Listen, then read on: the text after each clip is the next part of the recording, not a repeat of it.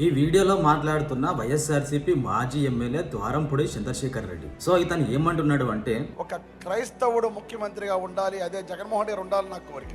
మనం ఎంత బలంగా ఉండొచ్చు అందే వేదిక మీద ఉన్నటువంటి పాస్టర్ పెద్దలందరికీ తెలుసు. ఆంధ్రప్రదేశ్కి క్రిస్టియన్ ముఖ్యమంత్రి కావాలి.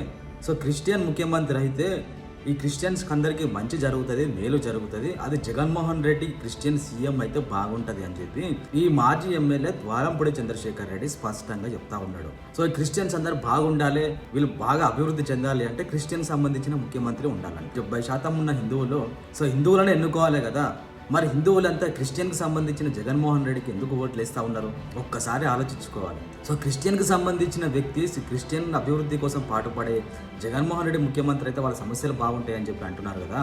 మరి రాష్ట్రంలో, దేశంలో అత్యధికంగా హిందువులు ఉన్నారు. సో హిందువుల క్షేమం కోసం, హిందువుల సనాతన ధర్మం కోసం, హిందువుల అభివృద్ధి కోసం పాటుపడుతున్న బీజేపీ ఎన్డీఏ కూటమి ఎందుకు అధికారంలో ఉండకూడదు? ఈ జగన్మోహన్ రెడ్డికి హిందువుల ఓట్లు ఎందుకు అవసరం? సో హిందువులు జగన్మోహన్ రెడ్డికి ఓట్లు వేయొచ్చు, క్రిస్టియన్స్ ఓట్లు వేయొచ్చు, కానీ హిందూ దేశం కోసం, హిందూ మతం కోసం, హిందూ సనాతన ధర్మం కోసం పాటుపడుతున్న బీజేపీకి మాత్రం కొంతమంది ఓట్లు వేయరు. సో ఎందుకు? ఒక్కసారి ఆలోచించుకోండి.